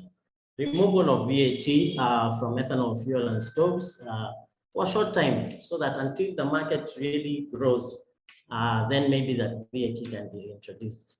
The ability also to import cheap denatured ethanol from the international markets in the short term will be important, because not in the long term, but in the short term, so that we can create a demand, and then once the demand is created, the local industry will be able to produce ethanol on their own. And then open the market to more players, to more more manufacturers of stoves and more distributors. More importantly, access to affordable capital to open businesses. Like for us, up to now, we spent upwards of about $1.8 million to open our factory here in Dar es Salaam. It's not many businesses which will be able to do that. So access to affordable capital is very important. Then access to carbon credits. That is the new kid on the block, and this is very important because some of our competitors, such as Cocoa Networks, have really been able to scale their business really upwards because of subsidizing the cost of their stove to almost maybe very little, almost they're selling their stove but very affordable prices that anybody can afford their stove. So carbon credits are very important. In terms of the sectoral level, formations of Clean Cooking Association in Tanzania, now we have already formed the Tanzania Association of Clean Cooking Stakeholders. This brings in people from academia, from the government, from Tanzania Bureau of Standards, private sector, to come together and discuss as one on issues of clean cooking. Recently, in November 2022, in the picture just above, the government opened a clean cooking conference, and that is when we were also launching our Tanzania Association of Clean Cooking Stakeholders. And the government now is looking at this, at the community, us as clean cooking sector, as a person that we can talk to and we can lobby them on various issues. We are also looking to work at a sector level, to work with government at interministerial level, so that we can seek the Ministry of Health, Ministry of Finance, Ministry of Energy, all on one table and discuss issues of clean cooking, because clean cooking is cuts across all sectors. Within the government level, right now, as you see at the picture I just showed you on the middle picture there, the conference that the government of Tanzania is doing, is it's now creating a national clean cooking strategy plan that by the year 2030, 2035, there will be no home using dirty fuel. So that's a very ambitious plan, but to us, that's a big challenge. It's a big opportunity to be able to spread our ethanol stoves throughout Tanzania. And they're also creating conducive policies. Another important thing is behavior change. Unless there is a behavior change campaign nationally, the adaptation of cleaner cooking technologies will not be there. And behavior change cannot be undertaken by private sector. That is something that should be taken up by government and private sector, but by government, so that the message is driven home on issues about clean cooking. And finally, is to give incentives to businesses for local production of ethanol. The last slide is what are the basic requirements to open a business, an ethanol stove business? First is to deeply understand the clean cooking technology in your community or in your country, and to understand what are their main challenges. Once you have understood the fuels that they're using and the main challenges that they are facing, Then now you can try and see what technology will be introduced in that area. If you're going to introduce ethanol as a cooking technology, how will you introduce it? So the best way to do that would be to start with a small pilot, maybe 100 or 200 stoves, 200 homesteads, and you do a pilot and you see how it will work. And from the results of that pilot, you can either scale up or you can change the technology or improve the technology. But it's also important, it's always important to start with a pilot and then scale up from that pilot into something higher. And then another important thing is to know where, if it's ethanol business, is to know where are you going to source your raw materials locally. It's important to source, like for us in Tanzania, we are sourcing all our ethanol locally. And if we don't get it locally, there's ethanol that we can source from Uganda and from down south in Malawi, these are all countries that are bordering us. And also another thing when you're starting the business is ensure that, find out if there are standards in your country. Are there fuel standards? Are there stove standards? And if the standards are there, then I think it's easier to go. The second step is just all the legal issues. I will not go through them. It's how to open a company and things like that. But another important thing is to locate your location. Where are you located? The location of an ethanol bottling plant should be somewhere in an industrial area, not anywhere near residential area, because ethanol is highly flammable if it's not well handled. So you need a large space, open spaces that you can do that. Very important is to have a good working relationship with your bank. If it was not for our bank, I don't think we'd be where we are today. They have trusted us and we have delivered, but the bank has been really supportive. Then and through that bank support, we've been able to invest in all the machineries that we have. Step 3 is the team. Now, this is extremely important. The team that you have the team is the company. And if once you have a motivated and well-experienced team, that's you are 3 steps ahead, even before you start. Once you have a qualified team, it's very, very important. And George just mentioned it, Peter George just mentioned it before. One of the things that they look at is the management. If the management is wrong, then nothing is going to happen there. So I urge the most important thing is to have a right team with the right qualifications to start off. I would rather start, if I was starting from scratch again, I'd start with an accountant to know exactly how much money I'm spending from the beginning. Then go for an experienced sales and marketing manager and production manager going upwards. Technology, again, is very important right now in today's age. Technology by using CRM, customer relationship management softwares, accounting softwares like QuickBooks, even basic, starting with QuickBooks and going up. And then also now what we are going up to is softwares that now are being able to monitor fuel usage, how much fuel is a consumer using, how much fuel is in a retail outlet, and all that, and registering new customers through technology. That's one. Another important thing to have is partnerships. Partnerships are very important, especially partnerships with microfinance institutions, with the donor community, people who are giving, people who are issuing grants and things like that. But importantly also is carbon credits, which is now coming, which is going to be a big thing in clean cooking. Making sure that you're ready to be able to be monitored and to be verified through the carbon credits. And also having a very close working relationship with impact investors like Peter George. Finally, is having a powerful business association that will be able to lobby for the people in the clean cooking sector, lobby for new improved working conditions in the sector, removal of VAT or something like that, to see the way that the industry can go. I think that is all for me. Thank you very much.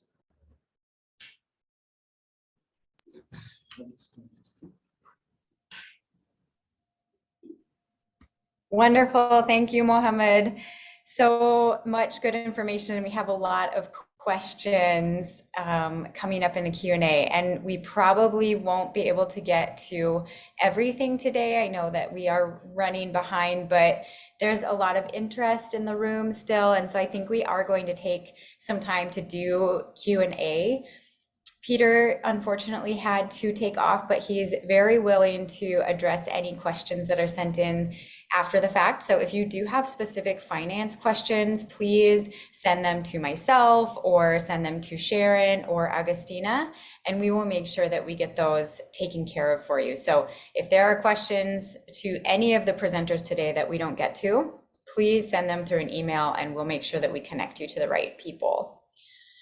So I want to address one of these first questions around policy, and I believe it was, which African countries have already started applying bioethanol policy, energy policy?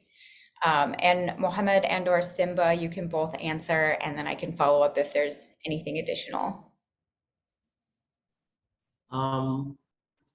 Kenya has recently had a country map out on ethanol usage as ethanol usage supported by government and some of the private companies. Companies like Cocoa Networks have really grown in Kenya because of the positive policies that are there. And basically, I'd say Kenya is the leading place that ethanol is doing well. I don't know about South Africa. Maybe Simba can tell us about that. Not so much in South Africa as at a national level policy, but another good example of a country that's really taken a step on this is Rwanda. They not so much a national level ethanol policy, but have made some concessions to a big ethanol player to come into the country to build up a national network of ethanol cooking and distribution.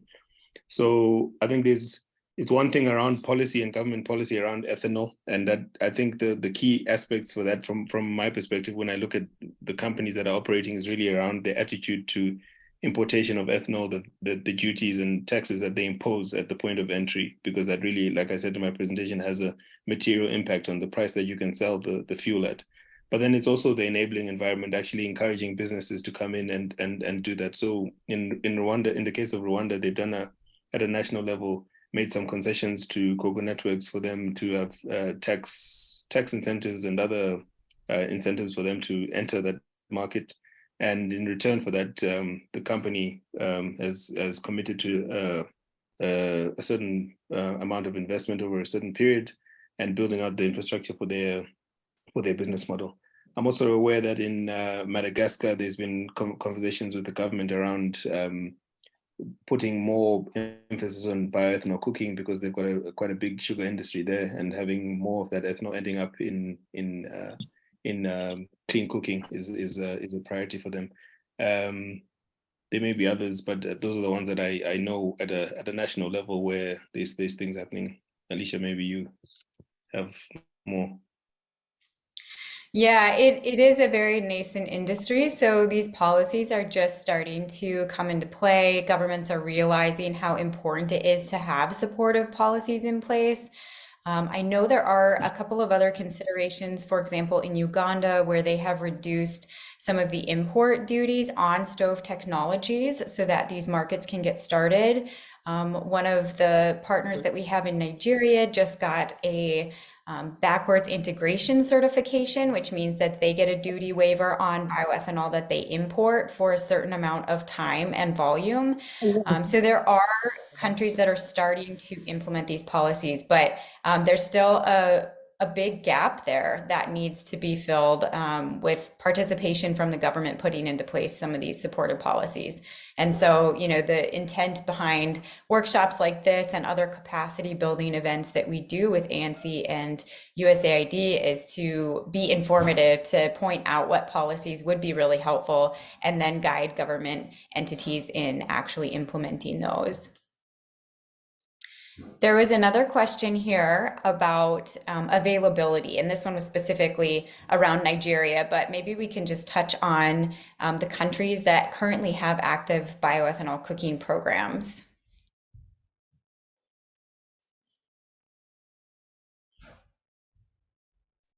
Yeah, I can start. So yeah, there's a number of countries where we know of active bioethanol cooking programs, and by that I mean that there's businesses operating, distributing stoves and distributing ethanol. It's not always that all of the ethanol is locally sourced. In fact, that's rare in most cases because of the limited supply. But in many sub-Saharan African countries, there's at least a route to getting ethanol into the retail chain. So in East Africa, Uganda, Kenya, Rwanda are ones that I know actively where we work with businesses in those countries. In Southern Africa, we can talk about Mozambique, where we've got active business operating ethanol business bioethanol models. In Nigeria, there's a number of businesses that are operating. I think it's quite widely spread. The challenge is really just about how you can source the amount of ethanol that you, and again, any trade or tariff barriers that are imposed when you import, if you do need to import. An example, a company that we work with recently has been fighting with local tax authority for some time about just the categorization of the ethanol that they use, and if they can convince the tax authority to give them to change the category that they're being taxed on in terms of excise duty, it has a significant impact because they get a rebate on that. So it's like those type of technicalities which, unfortunately, the companies that start off in these countries, the ones that are the pioneers, have to fight all the battles, but it kind of makes it easier for the ones that follow. But I would say that as long as there's a way to get ethanol into the market, then companies can start operating, because like I mentioned in my presentation, you don't actually have to own a stove technology. You can buy that in this. You can license a stove technology, so you don't actually have to go down the route of starting off by designing a stove or anything. But the main thing is, as long as you can get the raw ethanol in and you've got a way to bottle it or to distribute it, and then you can operate. Yeah. Mohammed, did you want to add to that? Yes. I just wanted to say that with the 2 years that we've been doing the business here in Dar es Salaam, several, as I mentioned in my presentation, only one of the 7 sugar companies is producing ethanol. And now 2 of them have already approached us to see if they put up an ethanol distillery, would we be able to uptake their ethanol. So, I mean, it's kind of a wait and see. People are waiting to see how we will perform, and then the investment into production of the ethanol distilleries. Thank you. Yeah, what we've seen is at least companies in a preliminary level are operating in Mali, Senegal, Ghana, Nigeria, Ethiopia, Madagascar, Kenya, Tanzania, Rwanda, Uganda, and Mozambique. And I think that's kind of the bulk of countries that have current programs in place. A lot of those are real small scale, but looking to expand. And then this other question was around, can ethanol of less than 40% support the clean cooking? And what's the minimum percent of ethanol required? Mohammed, maybe you want to talk about the percentage that you guys use. 40% is way down. It's not even light. Basically, we buy our ethanol at 96% from the factory, and we don't touch it. We just denature it, and once it's denatured, denaturing means making sure that it's not abused for alcohol for as a beverage. So we denature it and color dye it. But according to the standards, our standards and the East African standards, it shouldn't be below 90%. It shouldn't be below 90%. Yeah, and Pivot has worked really hard over the last year and a half to amend and ratify an ASTM standard E3050. And so we talked about that in our standards workshop a couple of webinars ago. And that outlines what the specs are for a high quality fuel. And that's one of the things that we really want to be careful about as these bioethanol businesses expand, is that fuel quality is maintained regardless of which company is producing and distributing it. Because if individuals have a poor experience with the fuel, it doesn't combust well, or it has toxins in it or something like that, and it's not regulated, then it's going to damage the entire sector. And so fuel quality and implementing standards around that is really important to us, not only for consumer safety, but to ensure consistency across the sector.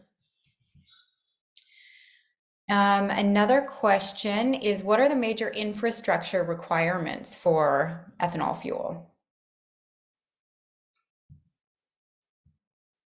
Yeah, I can start. So thinking about the value chain from the beginning, after you look at you start off with the distilleries and the infrastructure that's needed to actually produce the ethanol. So factories that are actually distilling. But then as you move on from there, there's bulk transportation in terms of the tankers or other transportation methods that move the ethanol from the factories to bulk storage. There's the bulk storage facilities themselves where ethanol can be stored. Sometimes those are co-located with the factories depending on how the factories are working.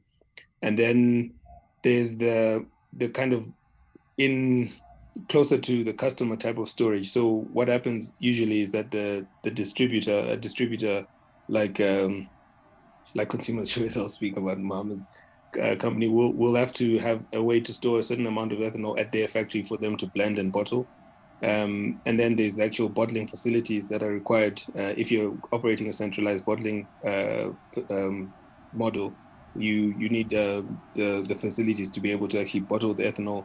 As Mohammed has already mentioned, sometimes there's processes around denaturing and dyeing that are required at the factory level. And then again, it's distribution infrastructure for you to get the bottles out. When you're looking at a decentralized dispensing model, you need, again, it's all the same up to the point of dispensing, but then you actually need the facilities for people to be able to come and get the fuel. And that can be very simple model where people just come and you've got bulk tankers and they're dispensed into the canisters or into the bottles. But we've seen, this is one of the areas where we've seen quite a lot of technological integration where in Kenya, for example, Cocoa is operating tech-enabled ATMs, which are completely autonomous. The customer comes in, docks a little canister, they fill that up, make a payment either using mobile money or any other payment methodology, and they can walk away. It doesn't need to be manned. All you need is the physical infrastructure of the ATM in a physical location for the customer to come and attend, and then the ability to refuel that ATM. So I think the bulk of it, when you're looking at the model, applying the model, is really about the storage and how you can store it as close to the customer as possible so that you can reduce the cost. I think what we're seeing more of in the sector now is leveraging existing infrastructure, because liquid fuel infrastructure exists already in Africa and much of sub-Saharan Africa, like the oil companies, Total, Engie, Engine, and all these LPG distributors, liquid fuel distributors have been doing this for a long time. So leveraging some of the infrastructure that already exists to make it applicable to ethanol, or co-locating ethanol storage with existing service stations where people are already buying fuel or petrol or diesel, whatever they're buying, is also like something that we're seeing more of in the market. So that you don't have to like to expend the same amount of capex to operationalize these models. But I think the bulk of it is really around getting the infrastructure, the transportation infrastructure of getting the fuel from the original distilleries right down to the customer, all the steps that you need to take. And I think Mohammed can probably illuminate more on this. Yes, I think I'll speak from experience. From maybe I'll give you just practically how we do it. From the sugar factory, we have two 70,000 liter tankers, which is 35,000 liters. We invested in the trucks because of the cost of transportation. That has really cut down on costs. So we buy the ethanol, bring them in batches of 70,000 liters, and we store them we have storage facilities. We can store up to 300,000 liters of fuel in our warehouse. What we do is that once the tanker comes in, we put it in drums of 250 liter drums, and these drums are stored in a big warehouse. Then from there, after that now it's easy to get to the bottling. The bottling plant is right next to the storage facility, so getting the 250 liter drums into the bottling facility is quite easy. We have a 12,000 liter mixing tank where we make the ethanol, and everything is mixed there, the denaturant, the coloring and everything. And we have a bottling line that can do that. So these are some of the infrastructure.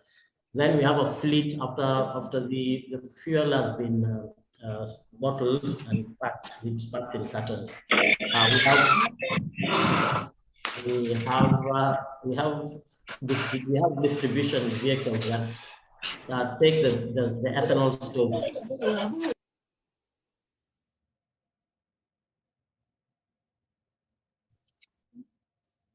I think we've lost your audio. Sorry, we've lost your audio. Hello. There we go. Yes, we can hear you. Okay, where did you lose me? It was just a couple of seconds. Oh, okay. So what we do is that we have a fleet of vehicles that go now from the factory, taking the fuel to retail outlets, so that now the consumer can come to buy the fuel from the retail outlets. What we try to ensure is that a consumer does not walk more than 50 to 100 meters to buy the fuel. And the advantage of having retail outlets is that you can be in as many retail outlets as possible. And what we do is that we concentrate, if we're in an area that has about 100 or 200 consumers, we ensure that we have about 3 or 4 retail outlets there. And again, through our call center, we make sure that we are always in communication with our with the consumer, telling them this is your retail outlet. This is where you can buy your fuel. Thank you. Thank you. We do have one hand raised. If they are still available, Yunusa, Mohammed. Are they still on? They might have had to drop off. Hello. Hi, wonderful. Yeah, thank you very much. It's quite interesting to hear these presentations, and my questions is to Mohammed Kadi. I want to ask 1 or 2 questions. I'm from Nigeria, and I think we have a lot to learn from this innovation. The first question I want to ask to be sure that this technology, I'm sure, is initiated in Tanzania, or was it elsewhere? That's the first question. Secondly, looking at the presentations earlier, he had mentioned that there wasn't a standard for this fuel and the gas stove itself. So I wouldn't know at what level were they able to validate all the necessary technological aspects that lead to quality and safety. Even though, as it were, I'm sure from the presentation, he said Uganda, Kenya, Rwanda has started or having a standard for it. Thirdly, is there any international standard that have been developed? The last question now is the aspect of the green gas itself. I'm sure the extractions of ethanol from molasses, maybe from the little I know, is more advantageous in terms of health and quality. However, from the bottle I saw, I could see that the fuel itself is colored, and maybe the addition of dye or color. I could see two types of color, maybe green and somehow blue. For this gas, for this fuel to be green without smoke, I am asking whether this colorant would not add to the effect of producing smoke.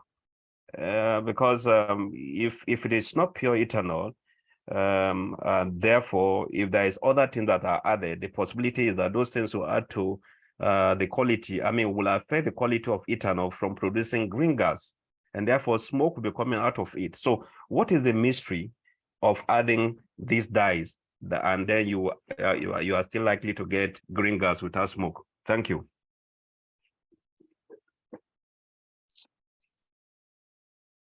Mohammed, I think I'll defer to you on the technicalities. You're on mute, Mohammed.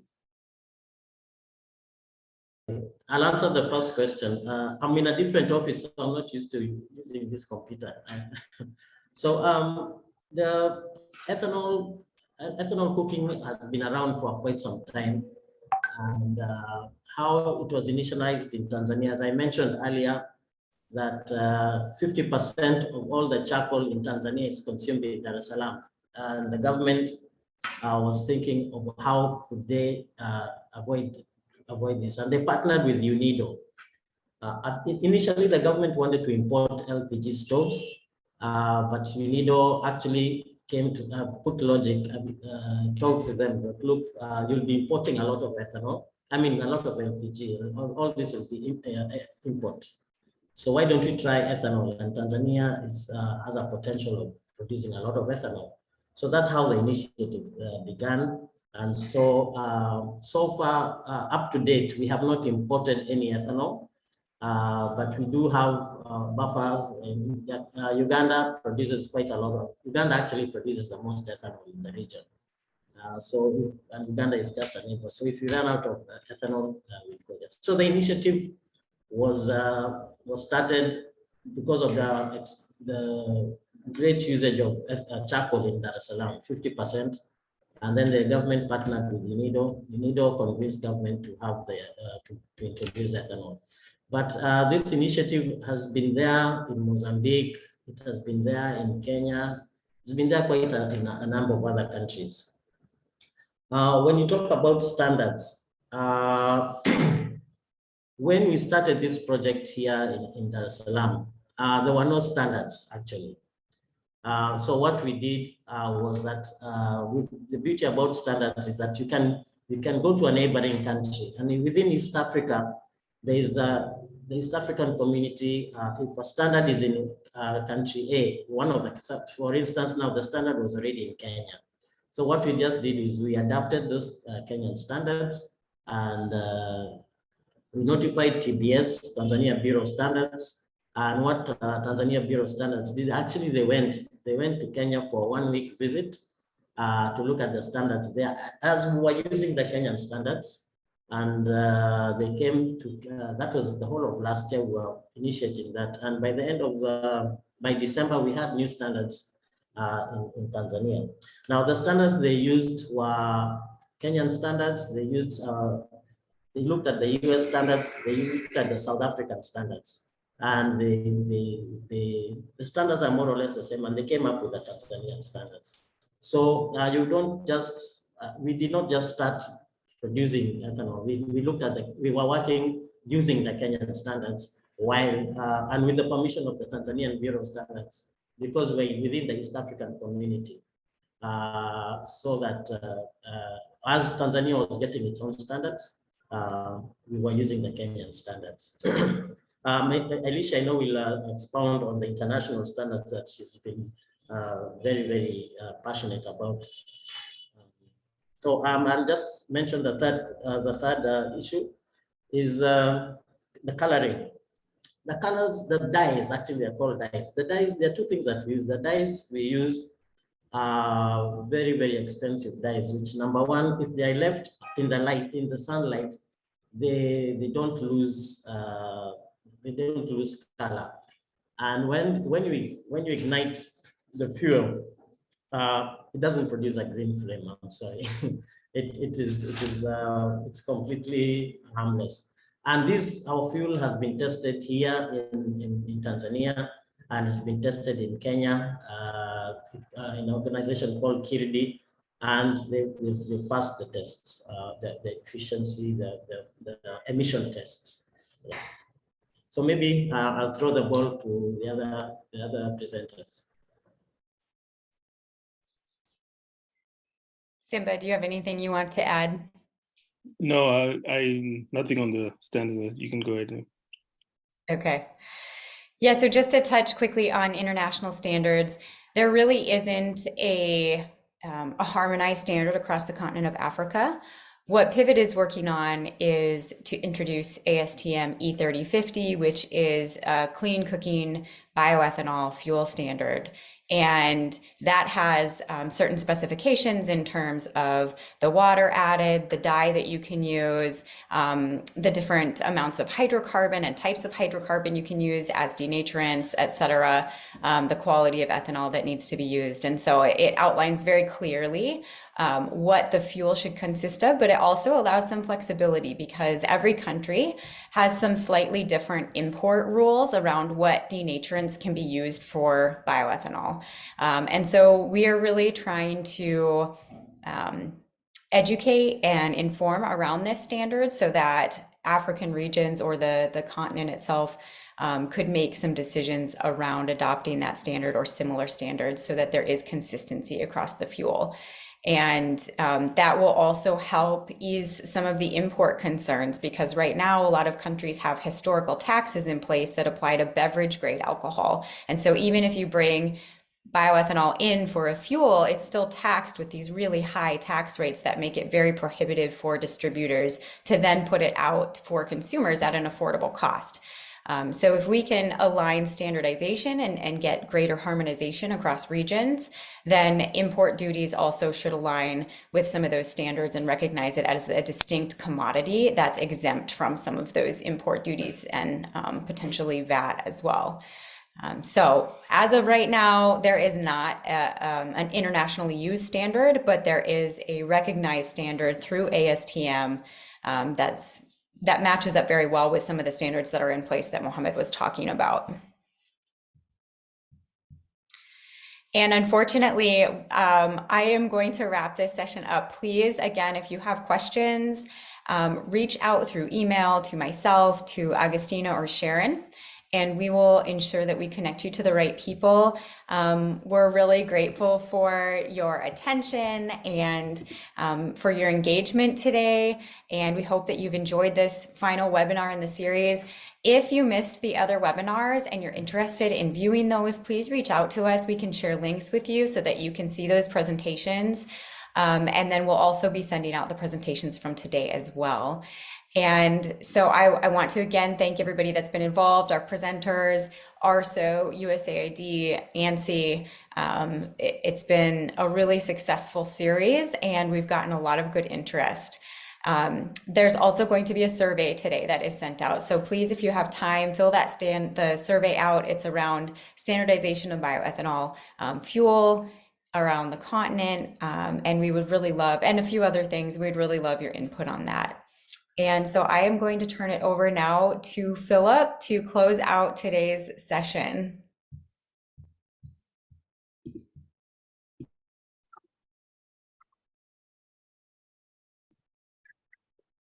Thank you, Alicia.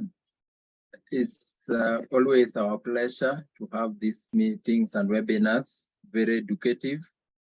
We see so many challenges in Africa, the issues of quality, the issue of awareness creation, the issues of government policies, and the issue of standards. I think these are very eye-opener debates that we have gone through during these sessions. It has come to an end, but as I indicated, it is a beginning of another journey that we are starting again, so that we can identify so many other areas where we can cooperate together and do this kind of awareness creation on different topics. And indeed, I want to thank our panelists today.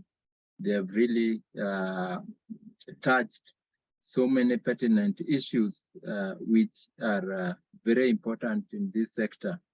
And as I had indicated, the end result here is about standards in Africa. The lack of standards is still a drawback in this technology and its adoption in Africa. And I think going forward, these are areas where we can really work with ANSI, with the support of USAID and Pivot, to do standards, instead of developing standards and also harmonizing standards, and also coming with the conformity assessment systems, that is certification of already the initiatives that we have in Africa. So going forward, I think this one has just established a foundation through which we can completely now also engage with ANSI and the stakeholders to move forward in the area of standardization, awareness creation, and the issues of policy. I want to also take this opportunity to draw the attention of our experts again and the stakeholders that on the 28th, we have also scheduled another webinar session with ANSI on the cosmetics, that is the labeling practices in the cosmetics. It is the 7th in each series, and it will also be the final. So on the 20th, on the 28th, next week, we are also going to have another webinar series that we have been having with USAID, ANSI, and Pivot, so that we finalize on the series that we had planned and which the experts themselves had identified. We are going to be engaging you further. So with those few remarks, I want to take the opportunity on behalf of the Secretary General to thank the USAID, to thank ANSI and Pivot, and specifically thank Alicia and thank Sharon for the facilitation and the great support that we have been having throughout the sessions, throughout the webinar series that we've had together. Thank you very much, and we look forward to having you again next week, that is on the 28th, for another webinar series that we are scheduling. We will get the invitations. Some already have been sent, but we'll get more official invitations also from Central Secretariat also. Thank you so much and have a good weekend. I know it's Friday. And thank you so much. Good evening, good afternoon, good morning, wherever you are. Thank you so much. Thanks. Thanks, Philip, for your remarks. We will have a survey now sent out. Please do fill that in, and we look forward to seeing you at another event. Thank you.